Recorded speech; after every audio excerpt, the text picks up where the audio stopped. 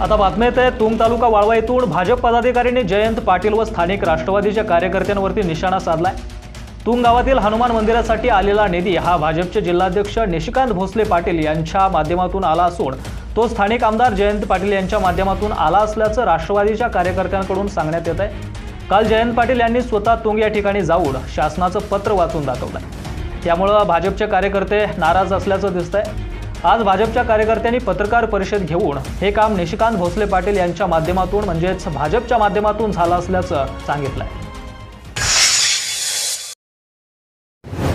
त्या गावातील आमचे भाजपचे कार्यकर्ते आदरणीय प्रमोद डांगे काका, त्यांचे सर्व सहकारी आणि देवस्थान कमिटीचे सर्व पदाधिकारी यांनी दादांच्याकडे मागणी केली।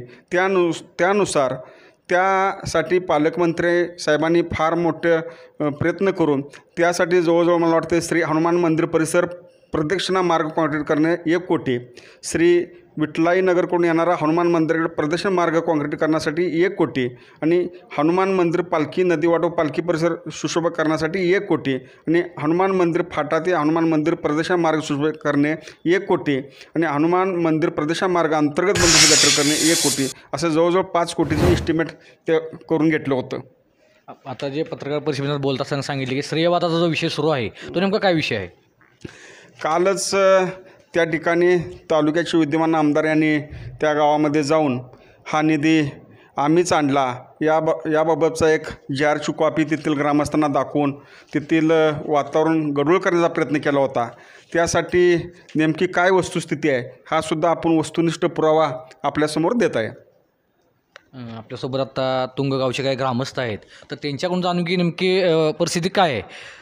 आपण सुद्धा आता पत्रकार परिषदेमध्ये बोलत असताना थेट तुमच्या गावातल्याच काही नेत्यांच्यावर आरोप केला की त्यांनी श्रेयवादासाठी स्वतः कामं करून आणले असं बोललं जातं। नेमका विषय काय आहे तो? काल आमच्या हनुमान देवस्थानची 125 वर्षाची परंपरा आहे। आपल्या महायुतीच्या काळात ब वर्ग मंजुरी असू दे किंवा काल आलेला 5 कोटी निधी असू दे, हा फक्त महायुती सरकार आणि निशिकांतदादा आणि सुरेशदादा खाडे यांच्या प्रयत्नातून मंजूर झालेला आहे।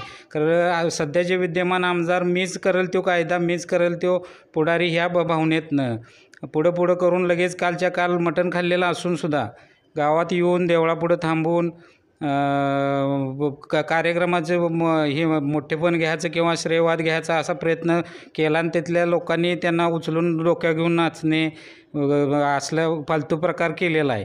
तरी आमचा या गोष्टीला निषेध आहे। जर केलं तर केलं आहे म्हणा, नाही केलं तर नाही केलं म्हणा।